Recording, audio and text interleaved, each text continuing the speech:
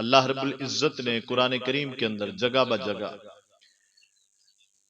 بنی اسرائیل کا ذکر کیا، اللہ تعالیٰ نے ان کو کتنا نوازا تھا، بے شمار انبیاء کرام کو ان کے اندر بھیجا، نبیوں کی صحبت سے ان کو مستفیض کیا، آسمانوں سے ان کے واسطے کھانا اترتا رہا، کتنی کتنی اللہ تعالیٰ نے ان کے لیے آسانیاں بھی پیدا کی، ان کے سامنے ان کے دشمنوں کو ڈبو کر مارا۔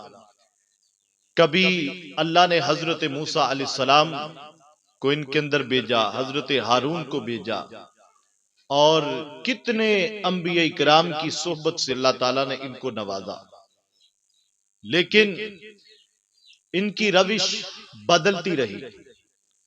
یہودیوں نے اللہ کے انبیاء کرام کو بھی شہید کیا، اور جو ان کو علماء دعوت حق دیتے تھے ان کو بھی انہوں نے کئی بار شہید کیا۔ جب انہوں نے حضرت شعیہ علیہ السلام یا حضرت ارمیا علیہ السلام کو شہید کیا تو اللہ تعالیٰ نے بخت نصر کو ان پر مسلط کر دیا، جس نے ان کی اینٹ سے اینٹ بجا دی، بیت المقدس کی اس نے بے حرمتی کی، تورات مقدس کی بے حرمتی کی، اور ان کو تباہ و برباد کر دیا، اور پریشانی دکھ کے آثار ان کے چہروں سے نظر آتے تھے۔ اور اس کی وجہ یہ بنی کہ انہوں نے ایک تو نبیوں کو شہید کیا، اللہ تعالیٰ کے احکامات کی انہوں نے بے دڑک ہو کر مخالفت کی، تورات مقدس کی مخالفت کی، اللہ کے احکامات کو انہوں نے پسے پشت ڈالا، اور جب کوئی گناہ کرتے تو یہ سوچے بغیر کر گزرتے کہ اس کا انجام کیا ہوگا، جن کاموں سے روکا جاتا وہ انجام سوچے بغیر کر گزرتے، اور جن کاموں کے کرنے کا حکم دیا جاتا تو ان کو اس کی کسی قسم کی کوئی پرواہ نہ ہوتی۔ تو اللہ نے ان پر بخت نصر کو مسلط کر دیا، جس نے بنی اسرائیل کی اینٹ سے اینٹ بجا دی، اور پتا چلا کہ جب قوموں کے اندر بدعمالی آ جاتی ہے تو اللہ تعالیٰ ان پر ظالم بادشاہوں کو مسلط کر دیتا ہے۔ اس کے بعد پھر اللہ نے بخت نصر کے بعد ان کی مدد کی، مال سے، بیٹوں سے، اور ان کی تعداد سے، پھر ان کو غلبہ عطا کیا، پھر انہوں نے حضرت عیسیٰ علیہ السلام کو شہید کرنے کی کوشش کی، ان کو اللہ تعالیٰ نے آسمانوں پر اٹھا لیا۔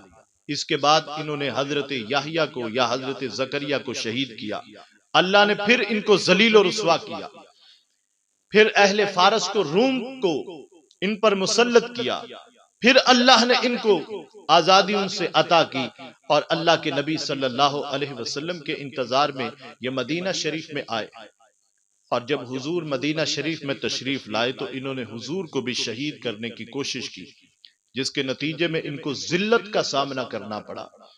تو جب جب بنی اسرائیل کی روش بدلتی رہی، اللہ کے احکامات کی مخالفت کرتے رہے یہ لوگ، تو اللہ نے ان پر ظالم بادشاہوں کو مسلط کر دیا۔ تو پتا چلا کہ جب قومیں اللہ کی نافرمانی کرتی ہیں، اللہ کے احکامات کو پسے پشت ڈال دیتی ہیں، تو اللہ ان پر ظالم بادشاہوں کو مسلط کر دیتا ہے۔ آج دیکھیں جو ہمارے حالات ہیں، ہمارے اعمال ہیں، کردار ہیں، وہ کسی سے چھپے ہوئے نہیں ہیں، اور جو بنی اسرائیل نے کیا تھا آج وہ سارے اعمال ہمارے اندر پائے جاتے ہیں۔ جب ہم کوئی گناہ کرتے ہیں انجام سوچے بغیر کر گزرتے ہیں، یہ نہیں دیکھتے اس کام میں اللہ کی ناراضگی کتنی ہے، رسول اللہ صلی اللہ علیہ وسلم کی ناراضگی کتنی ہے، مگر انجام سوچے بغیر کر گزرتے ہیں۔ حضرت حذیفہ رضی اللہ تعالیٰ عنہ سے پوچھا گیا کیا بنی اسرائیل والوں نے دین کو چھوڑ دیا تھا؟ اللہ نے ان کو بندروں کی شکل میں تبدیل کر دیا، اللہ نے ان کو خنزیروں کی شکل میں تبدیل کر دیا، کیا وجہ تھی؟ کیا انہوں نے اپنے دین کو چھوڑ دیا تھا؟ تو آپ نے فرمایا کہ نہیں، انہوں نے اپنے دین کو چھوڑا نہیں تھا، مگر جس وقت اللہ کی طرف سے کسی کام کرنے کا حکم دیا جاتا تو وہ کام نہ کرتے، اور جس کام سے روکا جاتا وہ انجام سوچے بغیر وہ کر گزرتے۔ جس طرح آج ہمارے اندر رشوت ہے، سود ہے، زنا ہے، شراب ہے، جوا ہے، بے حیائی ہے، آلات ذریعہ بے حیائی ہے، اور یہ نہیں سوچتے اس کا انجام کیا ہوگا۔ اللہ کے دین کی حدوں کو پامال کرتے ہیں، اللہ کے قانون کو پامال کرتے ہیں، اور یہ نہیں سوچتے اس کا انجام کیا ہوگا۔ سود لینے والا اللہ سے اعلان جنگ کر رہا ہے، اور انجام سوچے بغیر سب کچھ ہو رہا ہے۔ جس طرح بنی اسرائیل والوں نے کیا، آج وہی اعمال امت مصطفیٰ صلی اللہ علیہ وسلم کے اندر بھی موجود ہے۔ تو حضرت حذیفہ نے فرمایا کہ دین کو انہوں نے نہیں چھوڑا تھا، جب کسی کام سے رکنے کا کہا جاتا انجام سوچے بغیر وہ کر گزرتے تھے، یہاں تک کہ وہ لوگ اپنے دین سے اس طرح نکل گئے کہ جس طرح آدمی قمیض سے نکل جاتا ہے، وہ دین سے نکل گئے، ان کو بندروں اور خنزیروں کی شکل میں تبدیل کر دیا گیا۔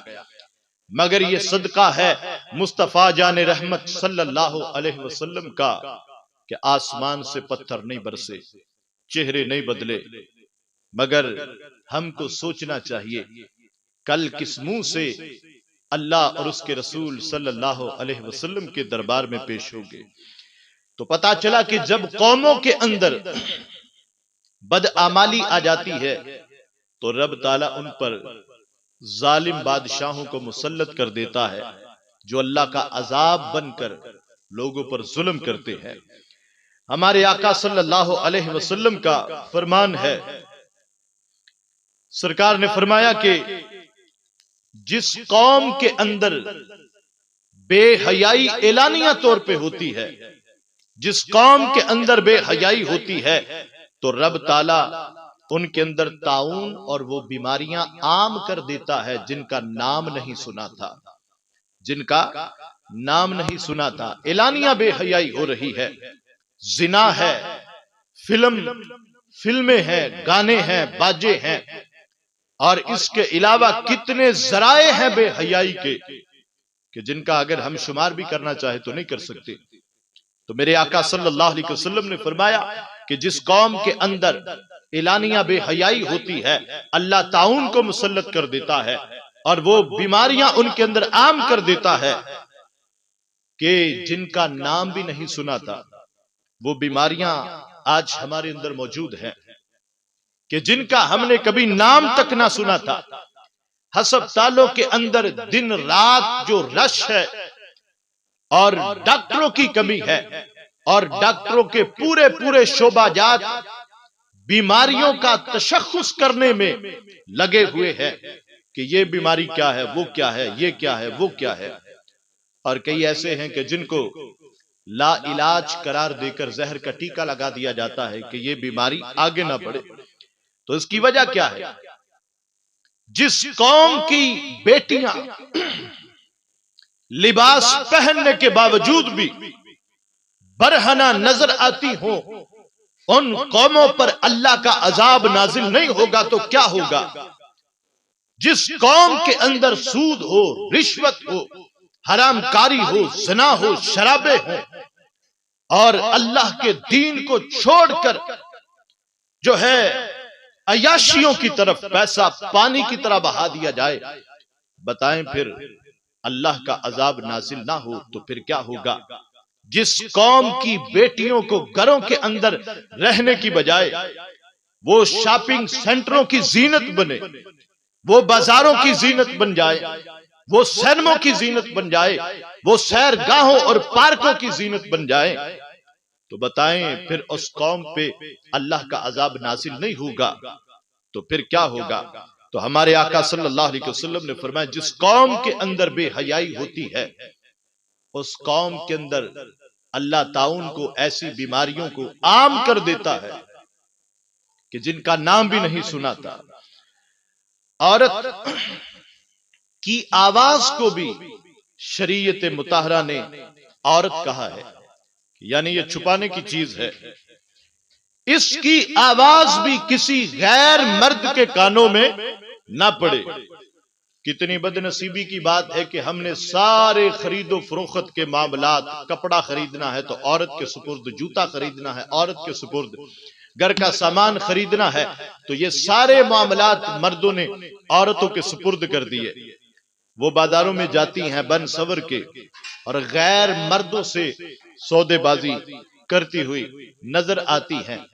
جو ذمہ داری مردوں کی ہے وہ عورتوں پہ ہم نے ڈال دی ہے. سنیے ہمارے آقا صلی اللہ علیہ وسلم نے بازاروں کو کیا کہا کہ ان کی حیثیت اللہ کے نزدیک کیسی ہے. ہمارے آقا صلی اللہ علیہ وسلم نے فرمایا ان خیر البقاء المساجد، اللہ کی زمین پر سب سے جو بہترین جگہ ہے وہ مسجدیں ہیں، کیونکہ مسجدوں کے اندر اللہ کا ذکر کیا جاتا ہے، مسجدوں کے اندر رب کو سجدہ کیا جاتا ہے، مسجدوں کے اندر تلاوت قرآن ہوتی ہے، مسجدوں کے اندر رب کو راضی کیا جاتا ہے.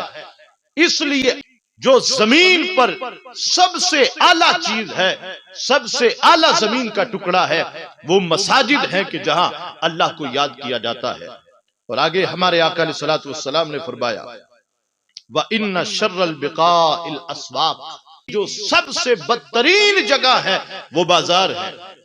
بازاروں کے اندر دھوکہ دہی ہوتی ہے، بازاروں کے اندر ملاوٹوں والی چیزیں بیچی جاتی ہے، بازاروں کے اندر عورت کی زینت بنا کر عورت بن سور کے نکلتی ہے، غیر مردوں سے سودے بازی کرتی ہوئی نظر آتی ہے، اور بازاروں کے اندر جھوٹ بول کر مال بیچا جاتا ہے، بازاروں کے اندر دھوکہ دہی ہوتی ہے.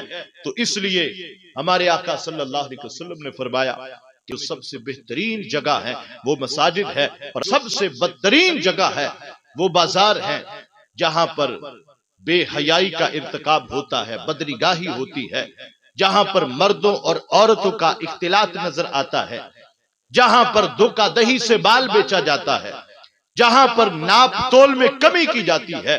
تو یہ جگہ بدترین جگہ ہے.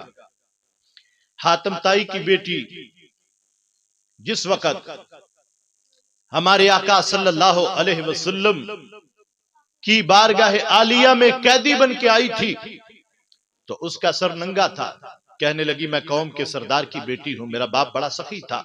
حضور نے دیکھا حاتم طائی کی بیٹی ہے، سر ننگا ہے، تو وہ کملی جو صحابہ کو کفن میں ملتی تو زندگی کا اعزاز سمجھتے، سرکار نے وہ کملی حاتم طائی کی بیٹی کے سر پہ رکھ دی اور اس بات کو واضح کر دیا. ہمارے آقا صلی اللہ علیہ وسلم نے اور امت کو درس دیا. اسلام کا یہ درس ہے کہ میرے امتیوں، اگر اپنی تو اپنی ہے، دشمن کی بیٹی کا بھی اگر سر ننگا ہو جائے تو تم نے اس کی عزت کی بھی حفاظت کرنی ہے اور اس کے سر کو بھی تم نے ڈانپنا ہے. یہ ہے اسلام کی تعلیمات. اسلام کے خلاف بولنے والے وہ بگوڑے غیر مسلم کہیں ایسی مثال لا کر دکھائیں تو صحیح، اپنے کردار سے، اپنے اعمال سے، اپنی تعلیمات سے. یہ ہمارے آقا صلی اللہ علیہ وسلم کی تعلیم ہے اپنی امت کو کہ میرے غلاموں، اپنی تو اپنی بیٹی ہے، تم نے دشمن کی بیٹی کے سر کو بھی ڈانپنا ہے، اس کی بھی عزت کی حفاظت کرنی ہے. یہ ہے اسلام کی تعلیمات. یہ ہمارے آقا صلی اللہ علیہ وسلم نے اس انداز کے اندر اپنی امت کی تربیت کی ہے. مگر کتنی بد نصیبی ہے امتیوں کی، ان امتیوں کی کہ جو اپنی بیٹی کو، جو اپنی بہن کو، جو اپنی بیوی کو، اپنی ماں کو بنا سوار کر اپنی موٹر سائیکل کے پیچھے بٹھاتے ہیں، سر ننگا کرتے ہیں، بازاروں میں جانے کی اجازت دیتے ہیں. اور کتنے ایسے لوگ ہیں کہ جو معاذ اللہ ان کو نگاہ ہوس سے دیکھتے ہیں، تو یہ اس کو معاذ اللہ پھر روشن خیالی اور ترقی کا نام دیا جاتا ہے. تو یہ ترقی نہیں، یہ بد نصیبی ہے، یہ رسوائی ہے. روشن خیالی نہیں، یہ ذلت ہے. عزت صرف اور صرف گنبد خضرا کی ہریالی سے ہے. عزت صرف اور صرف سیدہ فاطمہ الزہرا رضی اللہ تعالی عنہا آپ کی اطاعت میں ہے. تو میرے آقا علیہ الصلوۃ والسلام نے ارشاد فرمائے کہ جب قوموں کے اندر، جس قوم کے اندر اعلانیہ بے حیائی ہوتی ہے اور اس قوم کے اندر طاعون آ جاتی ہے اور اللہ ان کے اندر بیماریوں کو عام کر دیتا ہے کہ جن کا نام بھی نہیں سنا تھا. دوسرا، ہمارے آقا صلی اللہ علیہ وسلم نے فرمایا کہ جب لوگ ناپ تول میں کمی کرنا شروع کر دے تو اللہ ان پر قحط اور مصیبتوں کو بھیج دیتا ہے اور بادشاہ ان پر ظلم کرتے ہیں. جب قوموں کے اندر ناپ تول میں کمی آ جاتی ہے، بادشاہ ان پر ظالم مسلط ہو جاتے ہیں، ان پہ ظلم کرتے ہیں، قحط آ جاتا ہے، مصیبتیں آ جاتی ہے. دیکھیں ہم اپنی دکانوں پر، دیکھیں ہم اپنے کاروبار کی جگہ پر، دیکھیں اپنی منڈیوں کے اندر یہ بیماری عام ہو چکی ہے کہ لوگوں کے اندر ناپ تول میں کمی کرنا، ملاوٹ کا مال بیچنا، 2 نمبر مال بیچنا. ایک تو یہ ہے کہ کم تولتے ہیں، دوسرا ماں بہن کی گالی کھا کر بھی مال بیچتے ہیں، قسم اٹھا کر بھی مال بیچتے ہیں، جس سے مال تو بک جاتا ہے مگر اس مال کے اندر برکت نہیں رہتی. تو ہمارے آقا صلی اللہ علیہ وسلم نے فرمایا کہ جن لوگوں کے اندر ناپ تول میں کمی کرنے کی بیماری آ جاتی ہے تو اللہ ان پر ظالم بادشاہوں کو مسلط کر دیتا ہے.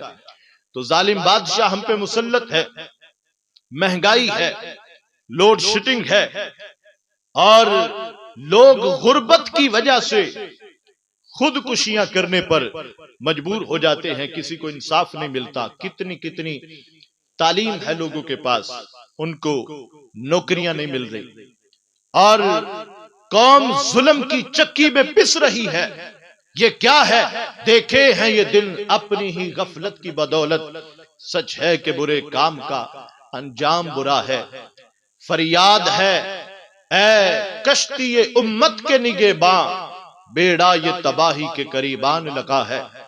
ہم نیک ہیں یا بد ہیں بالآخر ہے تمہارے، ہم نیک ہیں یا بد ہیں بالآخر ہے تمہارے.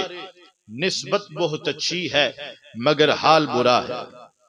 اللہ اکبر. ہمارے آقا علیہ الصلوۃ والسلام کا آگے فرمان سنیے.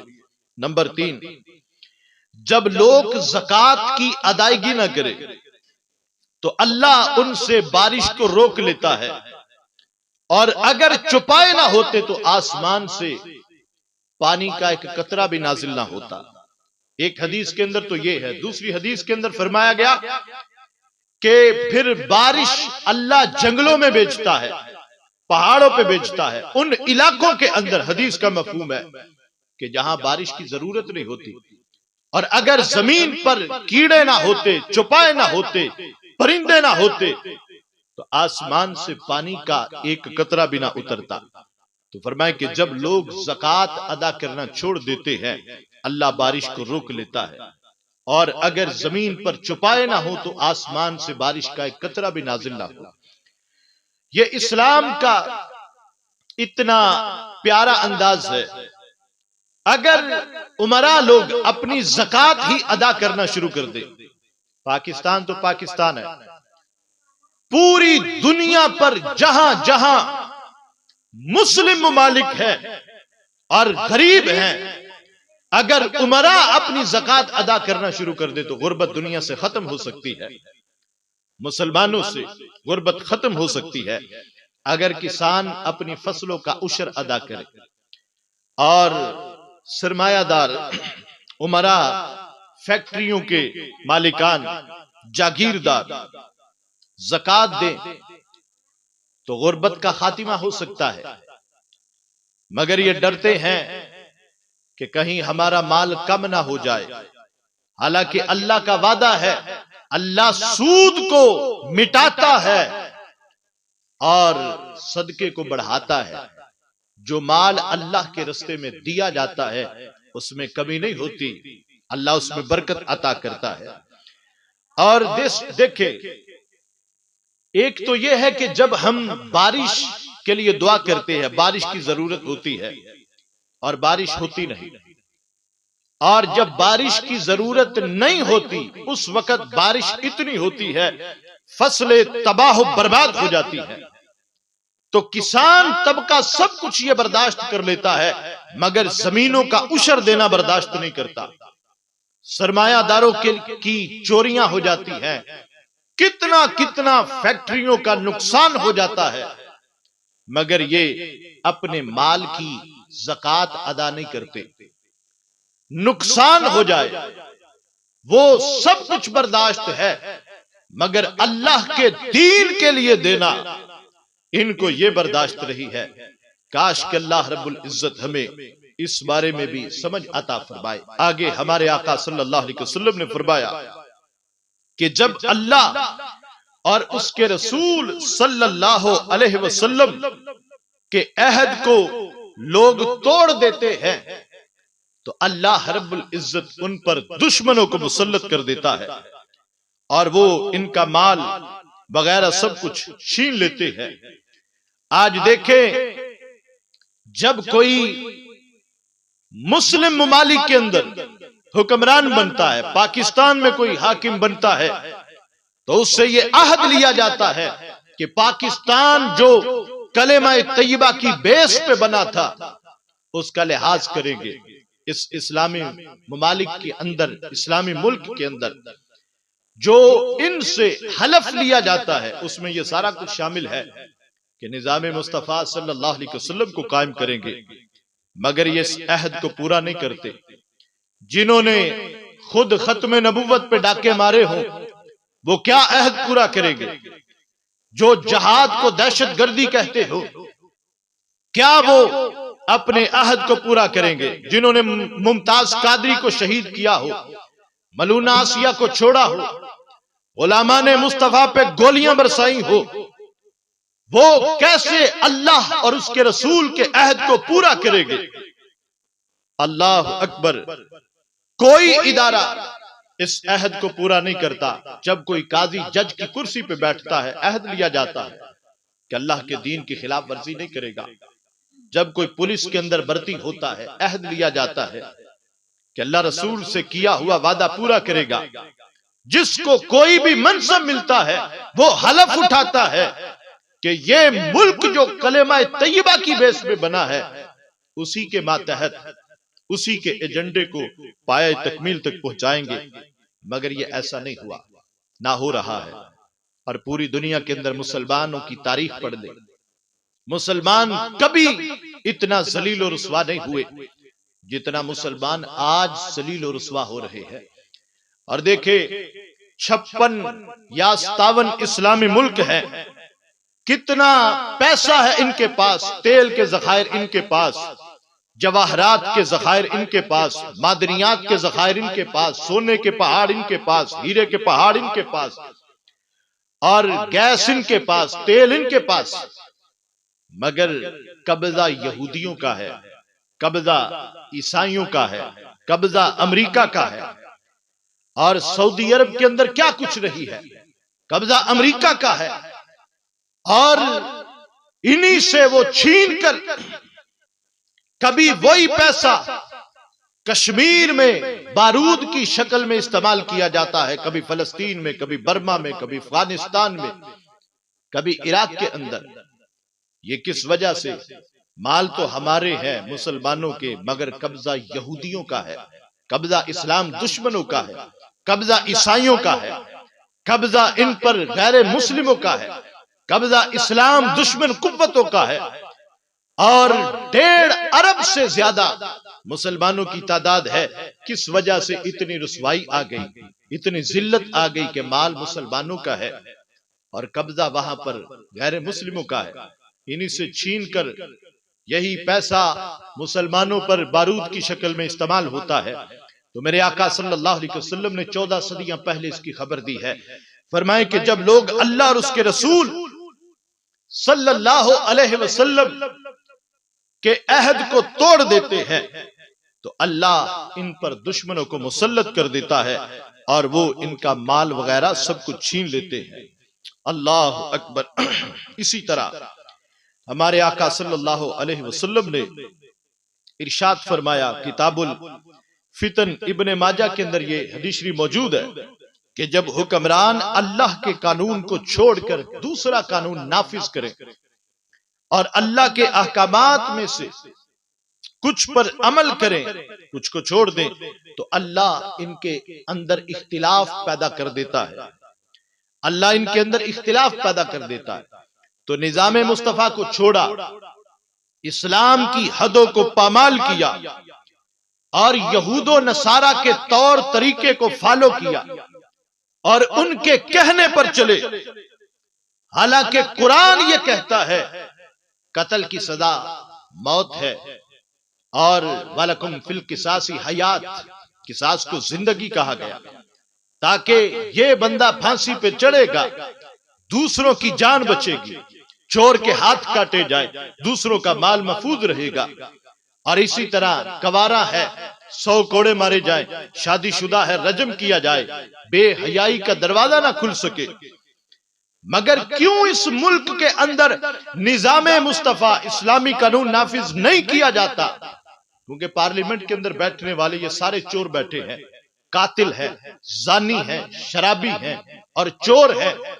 اگر آج اسلامی ملک, اسلامی قانون اس ملک میں نافذ ہوتا ہے تو بے شمار ایسے ہیں پارلیمنٹ کے اندر بیٹھنے والے جن کو تختہ پھانسی پہ لٹکایا جائے گا, کسی کو کوڑے مارے جائیں گے, کسی کے ہاتھ کاٹے جائیں گے. یہ لنگڑے لولوں کی یہ پارلیمنٹ بنے گی. مگر یہ نظام مصطفیٰ قائم کیوں نہیں کرتے؟ ان کو پتا ہے کہ انہوں نے جو کچھ کیا ہے. اور دیکھیں اللہ کے قانون کو چھوڑا اور کس قدر اختلاف پیدا ہو گئے کہ آپس کے اندر یہ لڑ کے مر رہے ہیں اور قوم کو ظلم کی چکی میں یہ پیس رہے ہیں. اور جنہوں نے اللہ اور اس کے رسول کے قانون کو چھوڑا ہے, اور پوری دنیا پر آپ ان کی ذلت دیکھ سکتے ہیں, میڈیا پر کیا کچھ نہیں ہو رہا. رسول کریم صلی اللہ علیہ وسلم کے در سے پھرے ہیں تو دنیا کے اندر در بدر پھر رہے ہیں. بریلی کے امام نے کہا جو تیرے در سے یار پھرتے ہیں, جو تیرے در سے یار پھرتے ہیں, در بدر یوں ہی خار پھرتے ہیں. یہ کچھ وقت پہلے کسی ملک کے اندر کچھ دانشوروں کا اور مفکروں کا اجلاس ہوا تھا, کانفرنس تھی کہ جس کا حاصل یہ تھا کہ دنیا کا جو ہے دنیا کی سب سے بہترین قوم کون ہے اور دنیا کی بدترین قوم کون ہے. تو جب انہوں نے ہمارے اسلاف کو دیکھا تو کہنے لگے دنیا کی سب سے بہترین قوم جو ہے وہ قوم مسلم ہے, اور جب ہمارے کردار کو دیکھا کہنے لگے دنیا کی بدترین قوم جو ہے وہ بھی مسلم قوم ہے. اس کی وجہ کیا ہے کہ جس بندے کے گھر کے سامنے ٹھنڈے اور میٹھے پانی کا چشمہ بہتا ہو اور وہ چھوڑ کر کھارے پانی کی بھیک مانگتا پھرے, وہ بدترین نہیں تو اور وہ کون لوگ ہیں؟ وہ بدنصیب نہیں تو کیا ہے؟ اللہ نے مسلمانوں کو نظام مصطفیٰ قرآن کی صورت میں عطا کیا ہے, جس کی ہر رات کے اندر دن سے زیادہ اجالا ہے. اس قرآن سے پوچھو تم نے گھر کا نظام کیسے رکھنا ہے, تم نے تھانے کا نظام کیسے رکھنا ہے, تم نے کوٹ کچہری کا نظام کیسے رکھنا ہے, تم نے اداروں کا نظام کیسے رکھنا ہے, تم نے ملک کی سرحدوں کا نظام کیسے رکھنا ہے, تم نے پارلیمنٹ کا نظام کیسے رکھنا ہے. اللہ نے مسلمانوں کو قانون جو عطا کیا ہے قرآن کی شکل میں یہ تو بہترین ہے, اور بدنصیبی ہے ان کی یہ بدترین قوم ہے کہ جو قرآن کو چھوڑ کر غیروں سے بھیک مانگ رہے ہیں اور ان کے قانون کو یہ فالو کر رہے ہیں. ذرا غور کریں. آج جس بے حیائی کو ہم ترقی کا نام دیتے ہیں، لبرل طبقہ ترقی کا نام دیتا ہے اور روشن خیالی کا نام دیتا ہے، اور اس بے حیائی کو غیر مسلم انگریز چھوڑنا چاہتے ہیں، مگر اب حالت ان کی یہ بن گئی ہے کہ چور تو کمبل کو چھوڑنا چاہتا ہے، کمبل چور کو نہیں چھوڑ رہا. وہ بے حیائی کو چھوڑنا چاہتے ہیں مگر بے حیائی ان کو نہیں چھوڑ رہی. بے حیائی ان کے اندر اتنی رچ بس گئی ہے کہ اب وہ بے حیائی کو چھوڑ نہیں سکتے. مگر بدنصیبی ہے ہم مسلمانوں کی کہ اس بے حیائی کو روشن خیالی کا نام دے رہے ہیں اور اسے ترقی کا نام دے رہے ہیں. بہرحال ہمارے آقا صلی اللہ علیہ وسلم نے ارشاد فرمایا کہ جب حکمران اللہ کے قانون کو چھوڑ کر دوسروں کے قانون کو نافذ کرے، اللہ کے کچھ احکامات پہ عمل کرے، کچھ کو چھوڑ دے، تو اللہ ان کے اندر اختلاف پیدا کر دیتا ہے.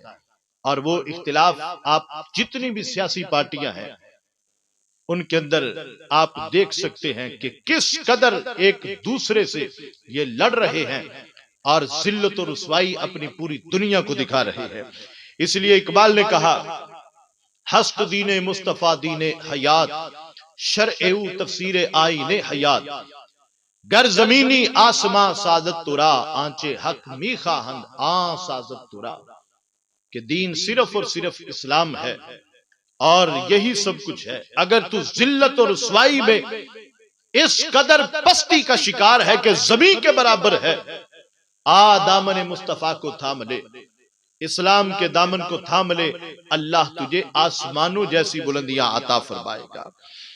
اور ہماری بھی بدنصیبی ہے کہ ہم ایسے مجرموں کو ووٹ دیتے ہیں اور اپنے تعلق کو دیکھتے ہیں کہ میرا کچہری میں کوئی کام نہ اڑے، میرا تعلق مضبوط رہے. برادری کو دیکھتے ہیں، تعلق داری کو دیکھتے ہیں. اپنے اپنے مفاد کے لیے ہر شخص ایسے لوگوں کو تعاون کرتا ہے جو پارلیمنٹ کے اندر بیٹھ کر اللہ کے دین کی حدوں کو پامال کرتے ہیں. ہم اس لیے ووٹ دیتے ہیں میرا تعلق بڑھے، ہم اس لیے ووٹ دیتے ہیں برادری کا مسئلہ ہے، ہم اس لیے ووٹ دیتے ہیں کہ میرے جو علاقے کا کام ہے وہ کروائے گا. کسی کو گیس ملے گی، کسی کو بجلی ملے گی، کسی کو سیوریج ملے گا. اپنے اپنے مفادات کی سب کو ہے، ہم اس لیے ووٹ نہیں دیتے. کبھی ہم نے یہ کہا ہو کہ جا یار تجھے ووٹ اس لیے دیتے ہیں اسمبلی کے اندر بیٹھ کر ناموس رسالت کی بات کرنا، ختم نبوت کی بات کرنا، تجھے ووٹ اس لیے دیتے ہیں عافیہ صدیقی کی بات کرنا، تجھے ووٹ اس لیے دیتے ہیں کشمیر کے لیے جہاد کی بات کرنا، برما کی بچیوں کی بات کرنا، فلسطین کے مسلمانوں کی بات کرنا، عراق کے مسلمانوں کی بات کرنا، افغانستان کے مسلمانوں کی بات کرنا. آج اگر ہمارے حکمران نور الدین زنگی کے نقش قدم پہ ہوتے اور محمد بن قاسم کے نقش قدم پہ ہوتے، صلاح الدین ایوبی کے نقش قدم پہ ہوتے، آج کشمیر کے یہ حالات نہ ہوتے، برما کے یہ حالات نہ ہوتے، فلسطین کے رب کعبہ کی قسم یہ حالات نہ ہوتے. اور کفار کو رسول کریم صلی اللہ علیہ وسلم کی گستاخی کرنے کی رب کعبہ کی قسم جرت تک نہ ہوتی. مگر دیکھے ہیں یہ دن اپنی ہی غفلت کی بدولت، سچ ہے کہ برے کام کا انجام برا ہے. جو بادشاہ، جو حاکم رسول کریم صلی اللہ علیہ وسلم کی عزت پہ پہرا نہ دے سکے وہ کسی قوم کی حفاظت کیا کرے گا؟ کسی قوم کو حق وہ کیا دے گا؟ کسی قوم کا خیال وہ کیا کرے گا کہ جو رسول کریم صلی اللہ علیہ وسلم کی ناموس پہ پہرا نہ دے سکے؟ پوری دنیا کے اندر ان کی رسوائی ساری دنیا دیکھ رہی ہے. جو تیرے در سے یار پھرتے ہیں در بدر یوں ہی خار پھرتے ہیں. ہمیں بھی اپنے اعمال کو درست کرنے کی ضرورت ہے. جب تک ہمارے اعمال درست تھے اس بر صغیر پاک و ہند پہ 800 سال تک مسلمانوں کی حکومت رہی. اعمال کے اندر بگاڑ پیدا ہوا، اللہ نے انگریزوں کو ہم پہ مسلط کر دیا. پھر ہم نے اپنا رخ گنبد خضرا کی طرف کیا، اللہ نے ملک پاکستان ہمیں عطا کیا. اعمال کے اندر پھر کمزوری آئی تو مشرقی پاکستان کا حصہ ہم سے کٹ گیا اور ہمیں اس کی بھی سزا ملی. آج بھی جیسے اعمال ہیں وہ کسی سے چھپے ہوئے نہیں ہے. اور دیکھیں مساجد کے اندر کیسی بے رونقی ہے، بے حیائیوں کے اڈوں کو ہم نے آباد کر دیا ہے اور زندگی اجیرن ہو چکی ہے. اب جو حالات ہیں اللہ کی نافرمانی کے لحاظ سے ہمیں غور کرنا چاہیے. ہم اللہ کے عذاب کو دعوت دے رہے ہیں، ہم اللہ کی یاد سے غافل ہو چکے ہیں. اللہ کا عذاب کس قدر ہم پہ برس رہا ہے کہ ظالم حکمران ہے، وہ مہنگائی کے ذریعے ہم پہ ظلم کرتے ہیں، زلزلے ہیں، سیلاب ہے. اور اللہ کا عذاب یہ نہیں کہ یہی نہیں کہ چہرے بدل جانا، آسمانوں سے پتھروں کا برسنا. سب سے بڑا اللہ کا عذاب یہ بھی ہے کہ ہم اللہ کی یاد سے غافل ہو چکے ہیں. اللہ کی یاد سے غافل ہو جانا یہ بھی اللہ تعالیٰ کی طرف سے ایک عذاب کی صورت ہے. وقت کے نوجوانوں کا یہ حق بنتا ہے کہ اسلام کے لیے کام کرے، اسلام کی سربلندی کے لیے کام کرے. اپنی ان جوشے، اپنے اس خون کی جو حرارت ہے اس کو اللہ کے دین کے لیے وقف کرے. اپنا تن من دن سب کچھ اسلام کے لیے قربان کرنے کے لیے کوشاں رہے. چاہیے تو یہ تھا ہمارے جوانوں کے اندر محمد بن قاسم جیسا خون ہوتا، صلاح الدین ایوبی جیسا خون ہوتا، نور الدین زنگی جیسا انداز ہوتا. مگر افسوس تو اس بات کا ہے کہ آج مسلمانوں کو جتنی تبلیغ کی ضرورت ہے پہلے کبھی نہ تھی. مسلمانوں کے اندر اس قدر بگاڑ آ گیا کہ آج مسلمان کو بھی پہچاننا مشکل ہے کہ یہ مسلمان ہے یا غیر مسلم ہے. یہ ہماری بدعمالیوں کا نتیجہ ہے کہ اللہ تعالیٰ نے ہم پر ظالم حکمرانوں کو مسلط کر دیا ہے. مہنگائی یہ ہے، اگر ایک کریانے کی دکان ہے اس میں اگر 50 چیزیں ہیں کسی ایک کی قیمت پہ بریک نہیں لگتی، ساری مہنگی ہوتی ہے. ہر چہرے پہ پریشانی سی نمایاں نظر آتی ہے، چاہے غریب ہے امیر ہے، ہر شخص پریشان ہے. یہ امت تو اللہ کی پیاری امت تھی، اس قدر ان پر ظلم و ستم کس وجہ سے ہو رہا ہے کہ بادشاہ کسی کا لحاظ نہیں کرتے، نہ کسی کا بڑھاپا، نہ کسی کی غربت. لوگ خودکشیاں کرنے پہ مجبور ہو چکے ہیں. ظالم بادشاہ اللہ کے عذاب کی علامت ہے. سوچے تو صحیح اللہ ہم پر کس قدر ناراض ہے کہ اس نے ظالم بادشاہ ہم پہ مسلط کر دیے ہے کہ جو اللہ کا عذاب بن کر ہم پر ٹوٹے ہوئے ہیں، جو نہ کسی کے دکھ کو دیکھتے ہیں نہ سکھ کو دیکھتے ہیں. تو ظالم بادشاہ اللہ کی ناراضگی کی علامت ہے. حضرت موسیٰ علیہ السلام آپ نے اللہ سے عرض کیا اللہ کیسے پتا چلے کہ تو بندوں سے راضی ہے ناراض ہے؟ اللہ نے فرمایا کہ جب میں بندوں کو صالح حکمران عطا کرتا ہوں تو میں ان سے راضی ہوتا ہوں، جو ان کے لیے رحم دل ہوتے ہیں، ان کا حق ادا کرتے ہیں، ان کا خیال کرتے ہیں، اپنی رعایا پہ رحم کرتے ہیں. تو صالح حکمران اللہ کی رضا کی علامت ہے. اور اللہ نے فرمایا جب کسی قوم سے ناراض ہوتا ہوں تو ان پر ظالم بادشاہوں کو مسلط کر دیتا ہوں کہ جو لوگوں پر ظلم و ستم کرتے ہیں اور ان پر ظلموں کے پہاڑ توڑتے ہیں.